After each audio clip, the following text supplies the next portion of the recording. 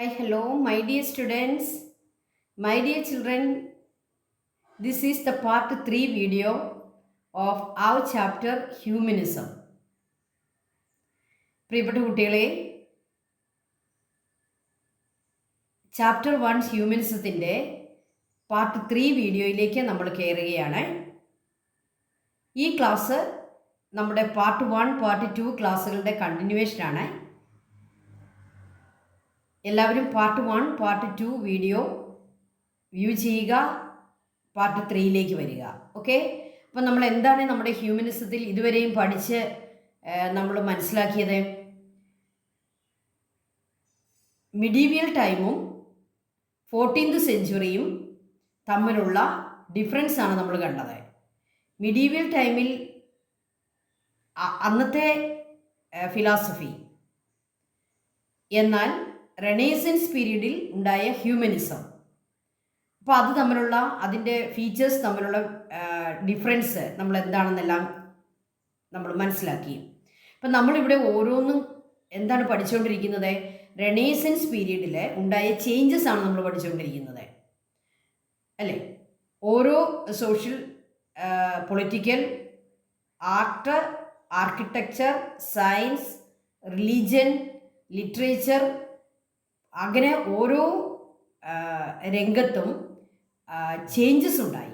ആ ചേഞ്ചസ് എന്തൊക്കെയാണെന്നാണ് നമ്മൾ മനസ്സിലാക്കിക്കൊണ്ടിരിക്കുന്നത്.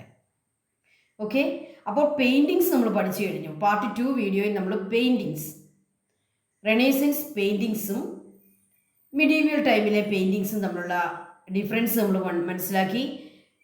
Renaissance പീരീഡിലുണ്ടായ paintings, അതുപോലെ ഗ്രേറ്റ് പെയിൻറ്റേഴ്സ് അവരാരൊക്കെയായിരുന്നു, ആ ആർട്ടിസ്റ്റുകൾ ആരൊക്കെയായിരുന്നു, അവരുടെ ഏറ്റവും പ്രധാനപ്പെട്ട വർക്കുകൾ ഏതൊക്കെയായിരുന്നു, ഏറ്റവും പോപ്പുലറായിട്ടുള്ള പെയിൻറ്റിങ്സ് ഏതൊക്കെയായിരുന്നു, അതിൻ്റെ നെയിം അടക്കം നമ്മൾ പഠിച്ചു. ആ ആർട്ടിസ്റ്റുകളുടെ പേര് നമ്മൾ പഠിച്ചു. ആ റെനേസൻസ് പെയിൻറ്റിങ്സിൻ്റെ ഫീച്ചേഴ്സ് എന്തൊക്കെയാണെന്ന് നമ്മൾ പഠിച്ചു. മിഡീവിയൽ ടൈമിലെ പെയിൻറ്റിങ്സും റെനേസൻസ് ടൈമിലെ പെയിൻറ്റിങ്സും തമ്മിലുള്ള ഡിഫറൻസ് എന്താണെന്ന് നമ്മൾ പഠിച്ചു.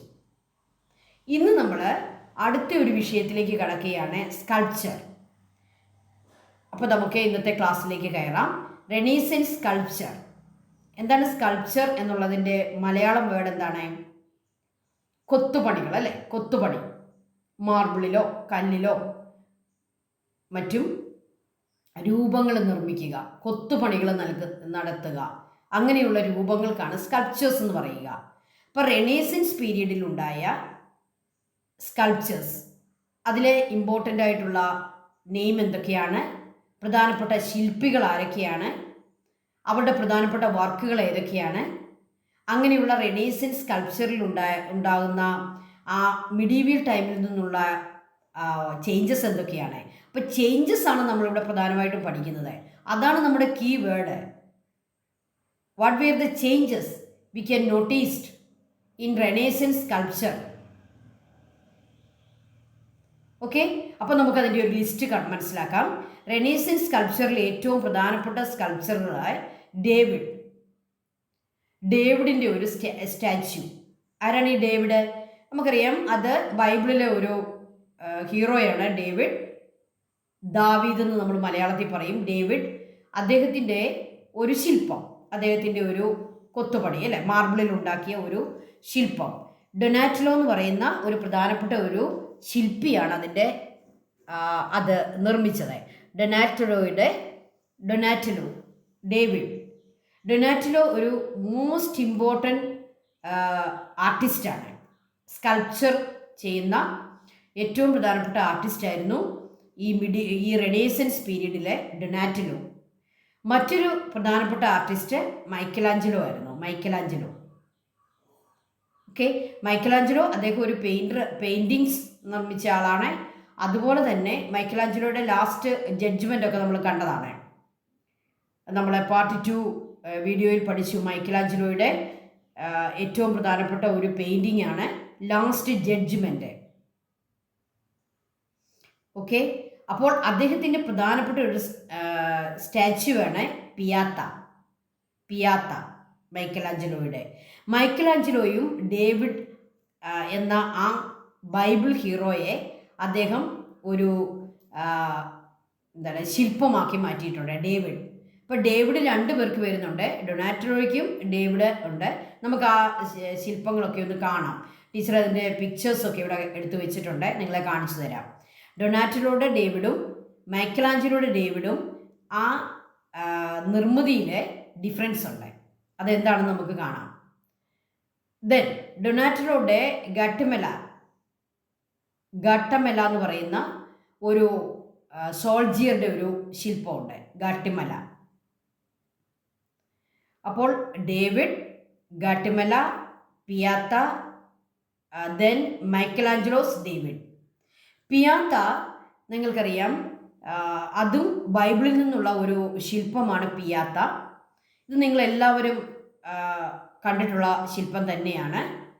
അതിനകത്ത് യേശുവിൻ്റെ അമ്മയായ മേരി യേശുവിൻ്റെ കുരിശിൽ നിന്നിറക്കിയ ബോഡി തൻ്റെ മടിയിൽ സ്വീകരിച്ചിരിക്കുന്നതാണ് പിയാത്ത.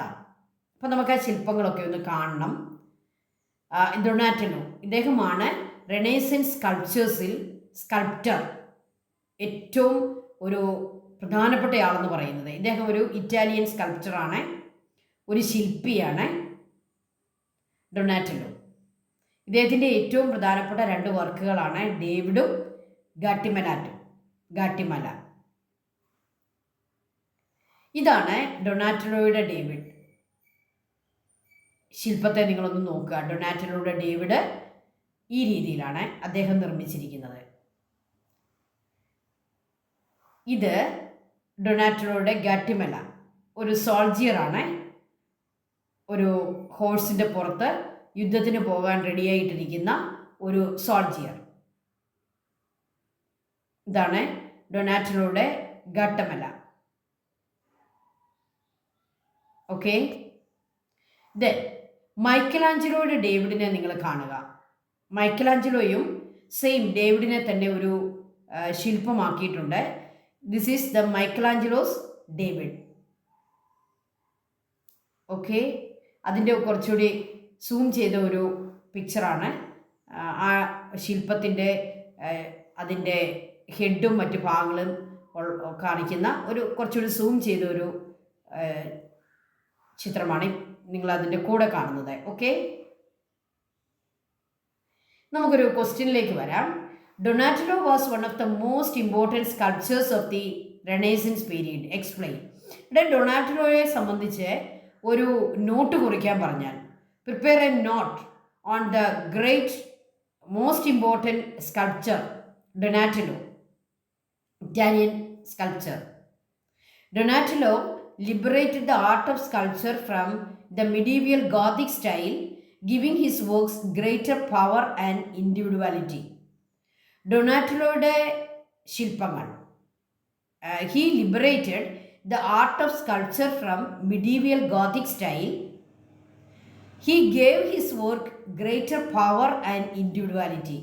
അദ്ദേഹത്തിൻ്റെ സ്കൾപ്ചറുകളെല്ലാം വളരെ പവർഫുള്ളാണ്. അതുപോലെ തന്നെ അതിൻ്റേതായ ഒരു ഇൻഡിവിജ്വാലിറ്റി ഉണ്ട്. മിഡീവിയൽ ടൈമിലെ ഗോത്തിക് സ്റ്റൈലിൽ നിന്നും എൻറ്റയർലി ഡിഫറെൻ്റ് ആയിരുന്നു അദ്ദേഹത്തിൻ്റെ style. Donatello he liberated the art of sculpture from the medieval Gothic style and gave his sculpture a great power and individuality. His iconic bronze sculpture David showcases a youthful figure standing with his weight shifted into one leg. അദ്ദേഹത്തിന് ഏറ്റവും പ്രധാനപ്പെട്ട David എന്ന് പറയുന്ന sculpture ഒരു bronze സ്കൾപ്ചറാണ്, bronze കൊണ്ട് നിർമ്മിച്ച സ്കൾപ്ചറാണ്. This figure it is a youthful figure of David standing with his weight shifted into one leg. ഒറ്റക്കാലിൽ നിൽക്കുന്നതായിട്ടാണ് ഡേവിഡിനെ അവിടെ ചിത്രീകരിച്ചിരിക്കുന്നത്. വളരെ യൂത്ത്ഫുൾ ആയിട്ടുള്ള ഒരു ഫിഗറാണ് അദ്ദേഹത്തിന് കൊടുത്തിരിക്കുക. Another notable work Gattamelata depicts a soldier sitting on horseback evoking the cavalry men of ancient Rome. അപ്പോൾ ഏൻഷ്യൻ റോമിലെ കുതിരപ്പട്ടാളം നിൽക്കുന്ന രീതിയിൽ ഒരു സോൾജിയറിനെ ചിത്രീകരിച്ചിരിക്കുന്നതാണ് Gattamelata. Through his masterpiece, Donatello immortalized a secular hero അപ്പോൾ ഡേവിഡ് ബൈബിൾ ഹീറോയാണ്, പക്ഷേ ഗട്ടിമല ഒരു സെക്കുലർ ഹീറോയാണ്. തൻ്റെ കുതിരപ്പുറത്തിരിക്കുന്ന ഒരു സോൾജിയർ, അദ്ദേഹം ഒരു സെക്കുലറാണ്. അപ്പോൾ ഹ്യൂമനിസത്തിൻ്റെ എല്ലാ രീതികളും നമുക്ക് ഇവിടെ കാണാൻ പറ്റും. ഡൊണാറ്റോയുടെ ഈ സ്കൾപ്ചറുകളിൽ കാണാനായിട്ട് സാധിക്കും. ഇത് ഹ്യൂമനിസമാണ് റെപ്രസെൻറ്റ് ചെയ്യുക. റിയലിസ്റ്റിക് ആണ്. His sculptures it is realistic and it express humanism, secular. Okay, അപ്പോൾ ഡൊണാറ്റോയെ പറ്റി ഒരു നോട്ട് ചോദിച്ചാൽ അദ്ദേഹത്തിൻ്റെ ഏറ്റവും പ്രധാനപ്പെട്ട സ്കൾപ്ചേഴ്സ് ഏതൊക്കെയാണെന്നും അതിൻ്റെ ഇമ്പോർട്ടൻസ് എന്താണെന്നും ഇദ്ദേഹം ഒരു ഇറ്റാലിയൻ സ്കൾപ്ചറാണെന്നും അദ്ദേഹം മിഡീവിയൽ ടൈമിലെ ഗോതിക് സ്റ്റൈലിൽ നിന്നും വളരെ ചേഞ്ചുള്ള ഒരു സ്റ്റൈലാണ് പ്രസൻറ്റ് ചെയ്തതെന്നും നമ്മൾ എഴുതണം. ഓക്കെ, അപ്പോൾ ആ ചേഞ്ചാണ് നമ്മൾ പ്രധാനമായിട്ടും മനസ്സിലാക്കേണ്ടത്. Okay, features of Michelangelo sculptures. ഇനി Michelangelo another sculpture. What were the features of Michelangelo's sculptures? Michelangelo's sculptures depicted gods in human form. ദൈവത്തെ ഹ്യൂമൻ രീതിയിലേക്ക് കൊണ്ടുവരികയായിരുന്നു മൈക്കലാഞ്ചലോ ചെയ്തത്. അദ്ദേഹത്തിൻ്റെ പെയിൻറ്റിങ്സ് ആണെങ്കിലും നമ്മൾ അവിടെ ദൈവത്തെ കാണുന്നത് ഹ്യൂമൻ ഫിഗറാണ് കൊടുത്തിരിക്കുക, human figure. His sculptures deviated significantly from the traditional ancient Greek Roman style. Traditional ആയിട്ടുള്ള ഏൻഷ്യൻ ഗ്രീക്ക് റോമൻ സ്റ്റൈൽ, അതായത് ക്ലാസിക്കൽ സ്റ്റൈലാണ് ഗ്രീക്ക് റോമൻ സ്റ്റൈൽ. അതിൽ നിന്നും മൈക്കലാഞ്ചലോയുടെ സ്കൾപ്ചേഴ്സ് എല്ലാം വളരെ വ്യത്യസ്തമാണ്. His sculptures deviated significantly from the traditional ancient Greek Roman style. His renowned works such as Pieta portrays Virgin Mary with Jesus Christ on her lap, and David have cemented his legacy as an immortal artist. മൈക്കലാഞ്ചലോയുടെ ഏറ്റവും master piece എന്ന് പറയാവുന്ന രണ്ട് സ്കൾപ്ചേഴ്സാണ് പിയാത്ത and David. പിയാത്ത എന്താണ്? പിയാത്ത portrays Virgin Mary, mother of Jesus, with the Jesus Christ on her lap, the dead body of Jesus Christ on her lap. And this David have cemented his legacy as an immortal artist. അപ്പോൾ ഒരിക്കലും മരണമില്ലാത്ത, ഒരിക്കലും ലോകം മറക്കാത്ത ഒരു സ്കൾപ്ചറാണ് മൈക്കലാഞ്ചലോയുടെ. അദ്ദേഹവും Greek Roman സ്റ്റൈലിൽ നിന്നും ഒരു ഹ്യൂമനിസം അല്ലെങ്കിൽ റെനേസൻസ് അത് കാണിക്കുന്ന സ്കൾപ്ചേഴ്സാണ് നിർമ്മിച്ചത്. ഗോഡിനെ ഹ്യൂമൻ ഫോമിലാണ് പ്രസൻറ്റ് ചെയ്തത്. ഓക്കെ, അപ്പോൾ ഈ ഡൊണാറ്റലോയുടെ സ്കൾപ്ചേഴ്സ് ആണെങ്കിലും മൈക്കലാഞ്ചലോയുടെ സ്കൾപ്ചേഴ്സ് ആണെങ്കിലും രണ്ടും ഹ്യൂമനിസത്തെയാണ് റെപ്രസെൻറ്റ് ചെയ്യുക. റെനേസൻസ് സ്കൾപ്ചേഴ്സ് മിഡീവിയൽ സ്റ്റൈലിൽ നിന്നും എൻറ്റയർലി ഡിഫറെൻ്റ് ആണ്. Okay, list the common features of renaissance paintings and sculptures. Renaissance paintings നമ്മൾ സെക്കൻഡ് ക്ലാസ്സിൽ പഠിച്ചു. റെനേസൻസ് സ്കൾപ്ചേഴ്സ് ഇപ്പോൾ നമ്മൾ പഠിച്ചു. ഇനി നമുക്കിതിൻ്റെ ഒരു ഡിഫറൻസ് മനസ്സിലാക്കാം, അല്ലെങ്കിൽ ഇതിൻ്റെ കോമൺ ആയിട്ടുള്ള ഫീച്ചേഴ്സ് നമുക്കൊന്ന് മനസ്സിലാക്കാം. Common features. Humanistic ideals were reflected profoundly in Renaissance paintings and sculptures. Humanistic ideals. In both Renaissance paintings and sculptures, we can notice humanistic ideals. അതായത് ഹ്യൂമൻ ബീയിങ്സിന് ഇമ്പോർട്ടൻസ് കൊടുക്കുന്ന ഒരു ideology we can notice. With the influence of humanism, artworks become increasingly precise and realistic. Art വർക്കുകളെ, അത് paintings ആയിക്കോട്ടെ sculptures ആയിക്കോട്ടെ, realistic ആയി മാറി. Art work become increasingly precise and realistic. എന്താണ് റിയലിസ്റ്റിക്? കുറച്ചുകൂടി റിയൽ, അതായത് എങ്ങനെയാണോ ഒരു മനുഷ്യൻ ഇരിക്കുന്നത് അതേ രീതിയിൽ, അതേ സൗന്ദര്യത്തിൽ, അതേ ശരീരത്തിൻ്റെ അളവുകളും അതിൻ്റെ അഴകുകളും എല്ലാം അതേ റിയലിസ്റ്റിക് ആയിട്ട് അവർ പെയിൻറ്റിങ്സിലും സ്കൾപ്ചേഴ്സിലും ഇൻട്രൊഡ്യൂസ് ചെയ്യാൻ തുടങ്ങി. അതാണ് ഇത് രണ്ടിൻ്റെയും ഒരു സാമ്യം, അല്ലേ? ഇത് നമ്മൾ അതിൻ്റെ കോമൺ ആയിട്ടുള്ള ഫീച്ചേഴ്സാണ് പറയുക. Both Renaissance paintings and sculptures represented divine figures in idealised human forms. ഇപ്പോൾ ഡിവൈൻ ഫിഗേഴ്സിനെ നമ്മൾ ആരും കണ്ടിട്ടില്ല, പക്ഷേ ഡിവൈൻ ഫിഗേഴ്സിനെ, അതായത് ഗോഡ് അല്ലെങ്കിൽ നമ്മൾ ഇതുവരെയും കണ്ടിട്ടില്ലാത്ത ഏഞ്ചൽസ്, മലഹമാരെ, അങ്ങനെയൊക്കെയുള്ള ആളുകളെ എന്ത് ചെയ്യുന്നു? ഐഡിയലൈസ്ഡ് ഹ്യൂമൻ ഫോംസിലേക്ക് കൊണ്ടുവരുന്നു. ഓക്കെ, അപ്പോൾ ഹ്യൂമൻ ബീയിങ്സിനാണ് ഇമ്പോർട്ടൻസ്. അതാണ് humanism. In renaissance paintings and sculptures beauty and ideas wear given equal importance. ഏത് പെയിൻറ്റിങ് ആണെങ്കിലും ഏത് സ്കൾപ്ചർ ആണെങ്കിലും അതിനകത്തൊരു ഐഡിയ ഉണ്ട്. ആ ആർട്ടിസ്റ്റ് എന്താണ്, ഒരു ഐഡിയയാണ് ഇതിലൂടെ മുന്നോട്ട് വയ്ക്കുന്നത്. ഒരു പെയിൻറ്റിങ് ചെയ്താലും ഒരു സ്കൾപ്ചർ ഉണ്ടാക്കിയാലും ഒരു സ്റ്റാച്യു ഉണ്ടാക്കിയാലും അതിൽ നിന്നും സൊസൈറ്റിക്ക് ഒരു ഐഡിയ കൊടുക്കുന്നുണ്ട്. ആ ഐഡിയയ്ക്കും അതുപോലെ അതിൻ്റെ സൗന്ദര്യത്തിനും ഈക്വൽ ഇമ്പോർട്ടൻസ് ആണ് കൊടുക്കുക. അപ്പോൾ പെയിൻറ്റിങ്സിനും സ്കൾപ്ചേഴ്സിനും നമുക്ക് റെനേസൻസ് കാലത്ത് കാണാൻ പറ്റുന്ന ഒന്നാണ് beauty and ideas wear given equal importance. എന്നാൽ മിഡീവിയൽ ടൈമിൽ ഐഡിയയ്ക്ക് മാത്രമേ ഇമ്പോർട്ടൻസ് ഉണ്ടായിരുന്നു, ബ്യൂട്ടിക്ക് അവിടെ പ്രാധാന്യമില്ലായിരുന്നു മിഡീവിയൽ ടൈമിൽ. എന്നാൽ റെനേസൻസിലോ beauty and ideas given equal importance. All these artwork deviated from traditional medieval style. So paintings and sculptures both deviated from traditional medieval style, Greek Roman style, Gothic style. Okay? അപ്പോൾ common ആയിട്ടുള്ള features എന്തൊക്കെയാണ്?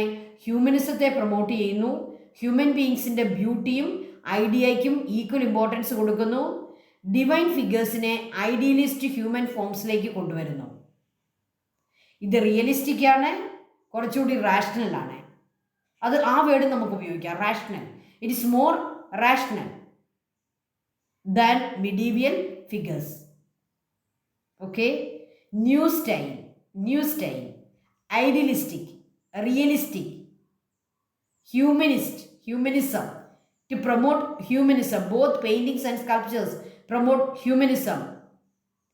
Divine തിങ്സിനെ human ഫിഗേഴ്സിലേക്ക് കൊണ്ടുവരുന്നു, ബ്യൂട്ടിക്കും ഐഡിയാസിനും equal importance കൊടുക്കുന്നു. ഈ points ഓർത്ത് വെക്കുക. ഓക്കെ, നെക്സ്റ്റ് രംഗത്തേക്ക് നമ്മൾ കയറുകയാണ്. ആർക്കിടെക്ചർ. എന്താണ് ആർക്കിടെക്ചർ? നിർമ്മിതികൾ, കെട്ടിടങ്ങൾ നിർമ്മിക്കുന്നതിനാണ് നമ്മൾ പറയുക ആർക്കിടെക്ചർ. റെനേസൻസ് ആർക്കിടെക്ചർ, അതിൻ്റെ ഇമ്പോർട്ടൻസ് എന്താണ്? അതിൻ്റെ ഫീച്ചേഴ്സ് എന്തൊക്കെയാണ്? ക്യാരക്ടറിസ്റ്റിക്സ് എന്തൊക്കെയാണ്?